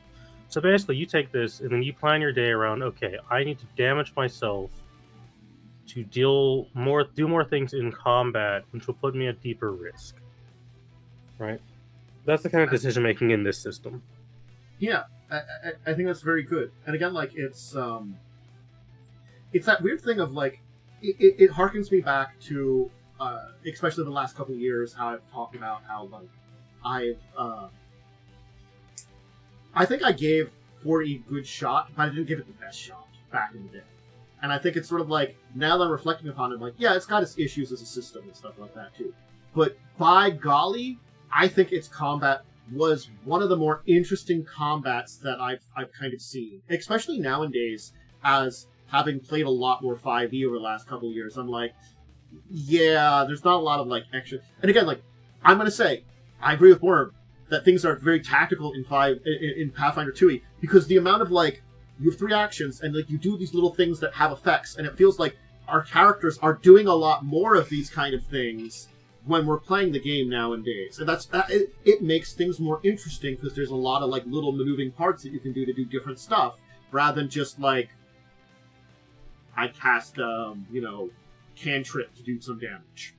Yeah. No, 5e is not a tactical game. Like, you can make it more tactical, but it is not a tactical game. There are tactical builds, but it's not a tactical game. You have to kind of work to do that. 'Cause you could do, like, a grapple build is quite tactical, but the game is not built around you doing that, really. I can give an example of 4E being tactical. So, this was a battle against some, I think it was goblins we were fighting against. And the team all put into position, and one of our characters used a push maneuver and then moved into position to block in and force one of the goblins into the fireplace. And we just stood there and watched it burn. We were also hitting it at the same time, but it was like the boss. We shoved it into the fire. So the fire was doing extra damage to it. It's just me playing Baldur's Gate 3. It was very Baldur's Gate 3, yes. That was great. It was Blaze's character that used the ability to shove the thing around, because Blaze had a character who could move enemies, like push and pulling them a lot of different ways, which was a great place to position places for things. And like, you know, it had characters that were specifically built to maneuver the thing. There was characters that set up the battlefield. There were characters that gave buffs to players, and I was playing a character that was just a damage dealer.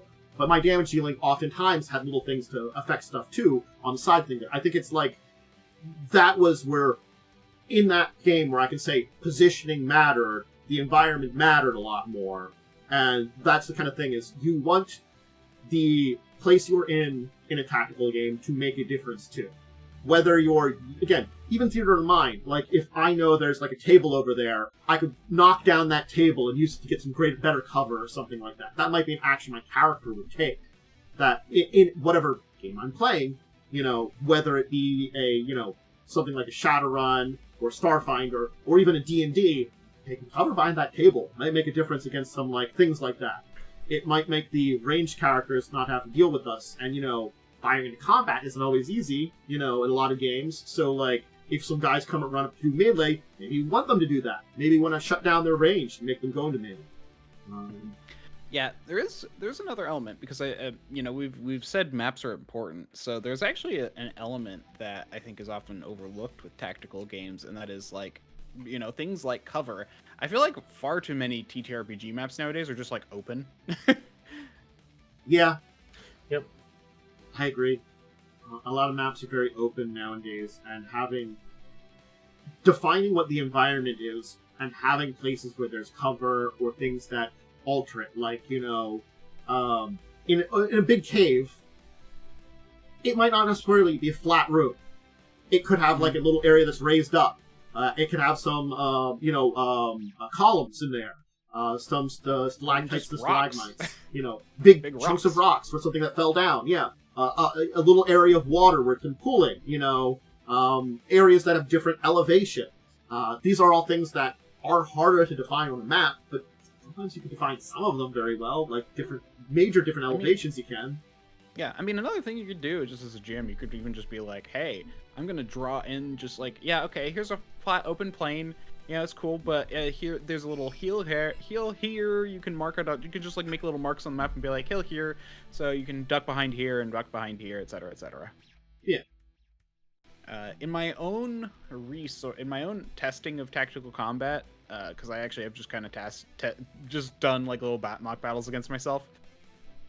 You generally, depending on how movement works, if it's a move attack kind of system, you generally don't want cover to be more than one movement away,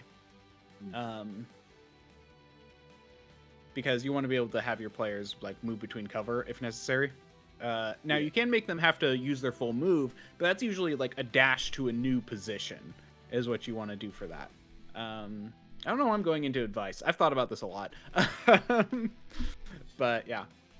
I think there are always ways that you can add in more essence of tactical gaming to your combat. I think it just depends on the system you are, and, you know, you as the person running it have to put some work in usually.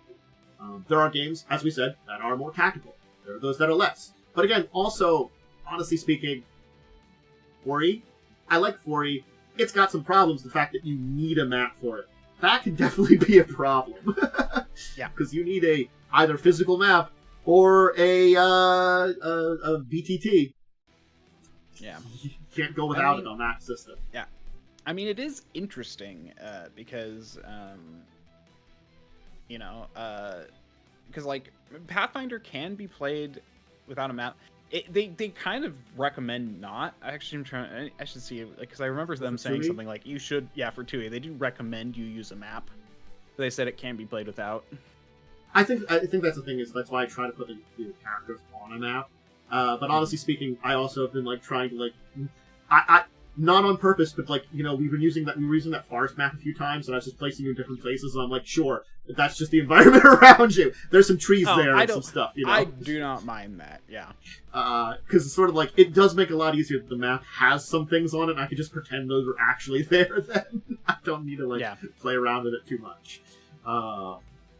Sure, that's how the map works. Cool. yeah, and definitely like targeting different things for like squares and stuff, and affecting how you use area effects things and all those kind of things adds to the levels of tactics. Mm-hmm. Yeah, no, tactics is I like games that are more tactical. I have learned that despite the fact that I enjoy them, I'm not great at them. That is something I've learned about myself. I don't know what it is, but I just get. I think what happens for me is I overthink it, and to the point of where I then make bad decisions. I think this is just another way to bring another like level to your combats.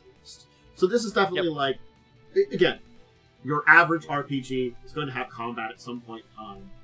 You do not want your combats to be too simple, too boring, and, you know, we've talked about a lot of different things over the years on this show when it comes to improving your combats. This is like that kind of like overall concept of increasing your things, because like, again, things like when we talk about like environments or cover or, you know, the room itself, those are elements that add to making a combat more tactical, you know, and I think it's like, it's just part of the overall layering process of building up and making these like, you know, interesting combats that you have against your enemies, so it's more than just a slugfest. Because those are boring. You want it to be combats that both feel interesting, dynamic, and, you know, your players will remember, even if it's just like a fight against like a couple of like a bear in a cave. You know, it's a little bit more interesting than just some simple things. Yeah. Okay. Yep. I found the section. It's in the GM guide for Pathfinder 2. It's like you can play without a grid, but it's best for groups who can easily imagine their surroundings without a visual aid. So it's like even then, it's like there's still positioning is still important. It's like I can imagine that, and I often do. But honestly, a lot of times I just prefer being on a map because it's one last thing I have to try to like keep track of in my own brain. You know, sometimes. Yeah, no. As a GM, I agree. Like even if it's just a white grid, I'm usually it's better than nothing. Yeah. Anything else we want to add on the concepts of tactical gaming? Or like, get all the major points here when we're talking about the.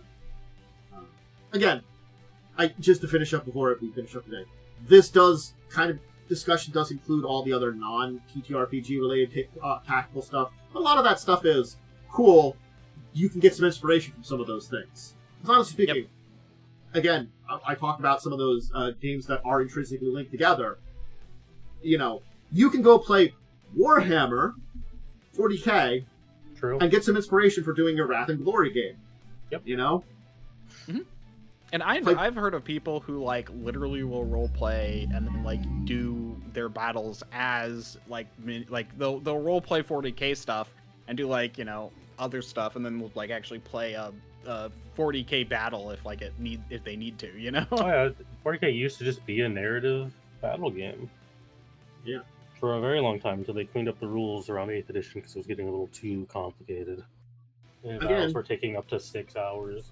Mm-hmm. Yeah. And again, like, this does harken back to the origins of D&D and a lot of the role-playing games as we know them now. And as I mentioned at the beginning, it started with Chainmail, which was the tactical game that was being used, and part of that was an inspiration for that. Granted, there's a complexity to the entire origin. There's a lot more than just that, and some ideas that live there. But there's that core aspect of the old-time tactical games that relates to this. Yeah, there was a... Oh gosh, what was it? Okay, I need to look this up. But there was like the original war game, which was like, I think it was something in France around... modern war game was invented in Prussia in the early 19th century. I think this is it. I think the modern version that we know about it now. I think there have been some like older versions of these games, but they were a lot simpler, a lot different than what we did. As we know it, yeah. Like there were like before that, they weren't really war games as much as they were like tactical simulations. Yeah. But one of the things I do remember about I think it was this thing. It's not actually telling me. Yeah, but anyway, like but people would, but I do remember this one thing, which is like, people were like talking to like, there were people who were like considered the best game masters, and I think they actually called them like war masters or game masters or something like that, who like were the mediators of the thing while people played against each other and stuff. And I do remember like one of the things where it's like, oh, you know, the people who are like the best were like, oh yeah, what do you do, like what do you do to make it like so good, like you're the arbiter, you're the blah, blah. And they're like, oh yeah, sometimes we just you know, if something doesn't seem right, you just kind of fudge it. You know, it's like you just I had to look it up because it does kind of deal to the origins of these things, and the kind of layers of stuff is like, I went to look up how old chess was. Now granted, the modern rules are from the 15th century, but the original chess, like the version of the game that came from it, was the 6th century. That's so long ago. But that's kind of the origin of like older games too. I'm sure there are older games but I think that's one that like is in the modern zeitgeist we can kind of point out and talk about that has a level of like the tactical kind of games. And it's kind of like stuff like that evolved into our war games, that evolved into our TTRPGs. It's sort of like it's the same thing where I think it's important talking today about the improving your battles and making them more complex. The tactics is these games have evolved with adding more complexity over time because we've been able to do it, and we've come up with ideas and ways to do it, and you're just doing that in your own games, even if it means homebrewing something, or putting something together, or putting together an interesting map, or, you know, giving a monster an interesting special ability. Yeah, I mean, basically what these guys would do, like, the reason they were the best is because, like, oh, there was something not covered in the basic rules, and they're just like, it works this way now. You know, they were just people who made decisions. You know, that's just being a good game master. But, yeah, no, the original one, and the reason this is considered the first is because while it was popular among generals and high-ranking military, it actually was, like, you could buy little miniature figures for it and stuff. That's why it's considered, like, the first war game. I guess the time period, too, because that's when you finally are able to, like, get these purchases in and stuff like that. Yeah, there were people who actually sold this and they had rule books, you know, big rule books. Interesting. Alright, that feels like a pretty good place to leave our discussion here for tactical games for now. I think we kind of hit off everything we needed to talk about. So let us talk about. It was called Kriegspiel. I've heard of that by name. Kriegspiel is something I've heard about. Shall we discuss our week in gaming? Did anybody do anything last Sunday? We did, didn't we? We did. Joe's game. I almost forgot for a second. Yep. We finished up Plane of Air and have gone to the Plane of Earth now. Yeah, basically it was, we talked with the people, stabbed a dying air elemental in the kid. No, just kidding. We politely got a dying air elemental's final breath. Politely. Polite. We were very nice about this. Mm-hmm. And then we basically did a bunch of inventory management stuff where I actually went through and figured out pricing of things because we hadn't done that in a while. The list just kind of kept piling up, and I'm like, we should probably go through this. You were not wrong. We did have a horrible list of stuff that were like, well, we have this, I guess. And then after that, we found our way to the Plane of Earth, talked to some people, and fell into a giant labyrinth where we will start the next game. Yes. Is there a reason we went to the labyrinth?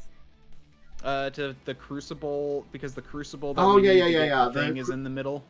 Yeah, the mithril crucible thing is down there. Oh yeah, the mithril forged in the Crucible of evil death maze of something like that. I don't. It's a storyline. It's not a terrible storyline, but it is like a, we are on the like big MacGuffin hunt at the end of the game kind of thing. So we're MacGuffin hunting. We've got our air thing. Now we have to get our earth thing.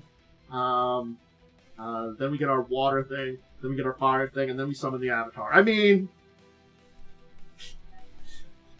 anyway. No, we summon Captain Planet because we add our own heart into it. There you go. Thank you. I did a better one. Oh, right. I didn't write it down on my sheet because it's in the Roll20 little handout he gave us. So I don't remember exactly what it's called. Yeah. Anybody do anything on Monday then? I did. We had a session of Rivers game where we finished exploring a horrible murder house. Pleasant. And I ruined River's boss fight again. Because I cast Banishment and River forgot legendary resistances existed. Yeah. It does That's suck always that 5e's answer to players just having a ton of abilities late game is just no, periodically. I kind of agree on that.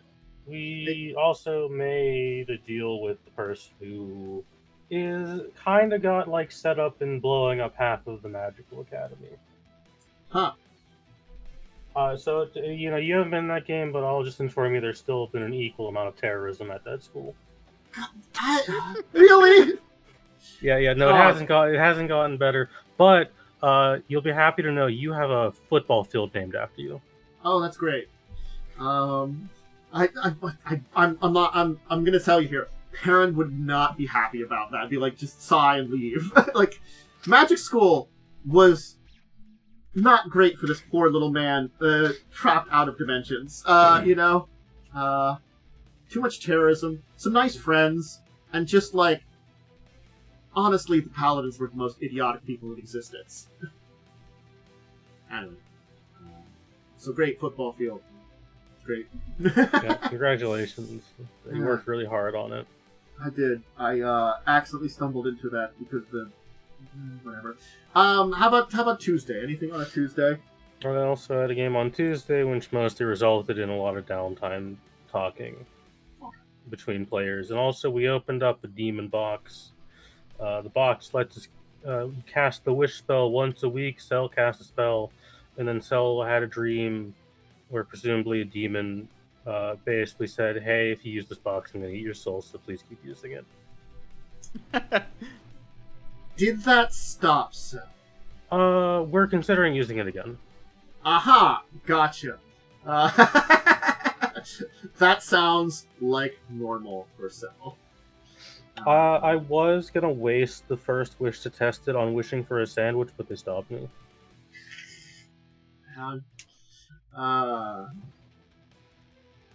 Stop it from getting a sandwich. It would have been a really great sandwich. Yeah, so instead, Cell got to go talk to a demon who just straight up said, "Welcome to the graveyard of your people." Huh. That's, So, you know, it's going really great for Cell's character right now. I'm doing wonderful. I'm just a dog. Well, Joe's talking to ghosts, so everyone's Joe... doing great. Joe's that's right, is it? Joe's talking to ghosts. He's a whatever the psychic rogue is. He's goth in both games. Yeah. I forgot I heard about that. He's talking to ghosts. He doesn't want to talk to those ghosts. They just keep bothering him. Is he? Would you consider goth in one and emo in the other? Is that what we're going with? I don't know. Oh, he's a rogue, so you know they are edgy. Mm-hmm. God. All right.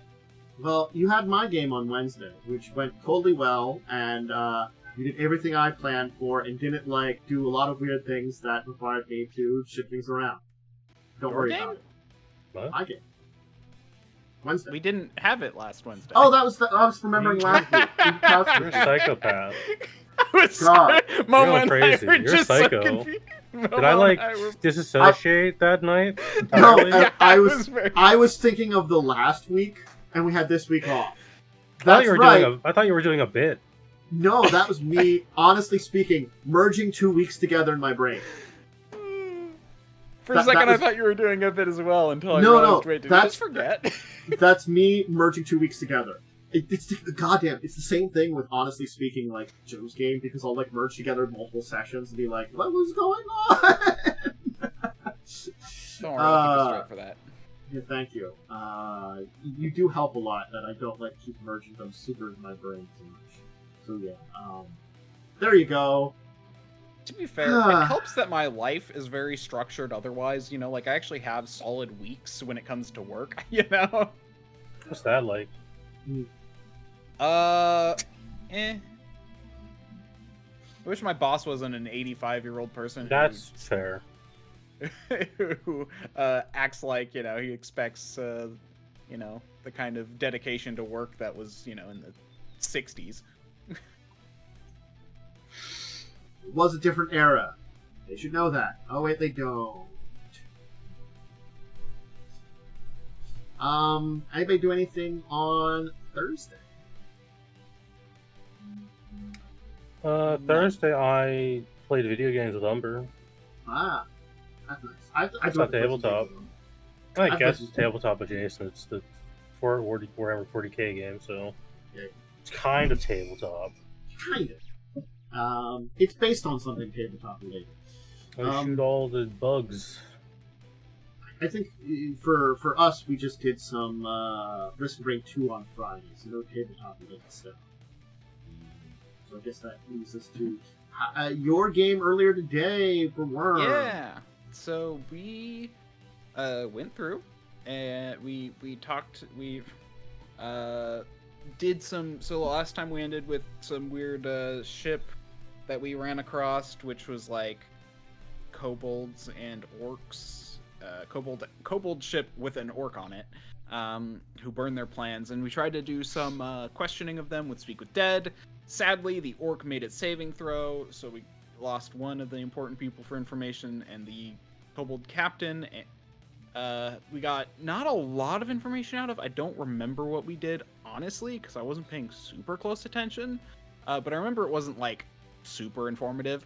And then the last one, because Speak with Dead can do this in 2E, decided to screw with us and speak and answer, even though it could understand us, it would answer in a language none of us understood. Interesting. Yep, because basically I think it's just they can answer, they must answer truthfully, but beyond the fact that they must speak truth, they can make it as weird as they want. And it's not like a you know, it's not like a super wording thing. It's like if they, you know, as the GM said, if they don't want to tell you, they won't. But they can also be like screw with you in other ways. So it's not yeah. So I do like how he thinks. I actually do like how Ald like messes with the players sometimes with stuff like that. It's like, I was not thinking that would be a way you would make that work. Rules is written though, it works. But yeah, and then we left and finally headed to Darkstar, where the weird undead planet that, you know, we ran across some people.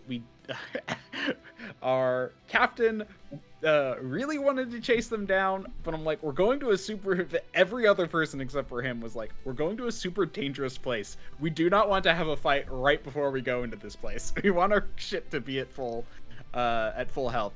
And I'm glad it was, because when we got there were bone ships from the undead, and one of them rammed us, dealing 2/3 of our ship's health. Wonderful. Yep. Off to a great start. Yeah. So that's kind of where we ended, is the crunch and boarding, and now we have to yeah, that's gonna be interesting. That was a very bad way to enter the system. Apparently, I didn't know about this, but apparently this has happened before, where we charge directly at a ship that has a ram, which actually does extra damage. Because great plans. Yeah, and so it's like so the players were like, we never learn, do we? Look, I'm not gonna lie, players never learn.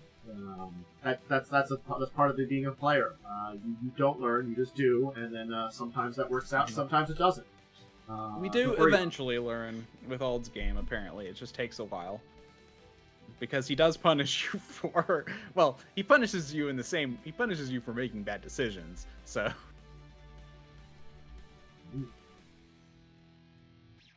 All right. Well, unless there's something else, I think that we can kind of leave things off there. Thank you both of you for joining me. Momo, do you have anything to shout out? Thanks for popping in. No, I got anything to shout out. Okay. Worm. I am am DiamondWyrm. You can find me on twitch.tv/DiamondWyrm or at DiamondWyrm on Twitter. Currently, I'm just streaming on Sundays at 10:30 a.m. PDT and Fridays at 5:30 p.m. PDT. Wait, I said AM for the first one, right? Anyway, 10:30 a.m. is the Sunday. Blech. I don't know what we'll be playing tomorrow. Oblivion, Risk of Rain 2, Vintage Story, probably one of those three. Cool.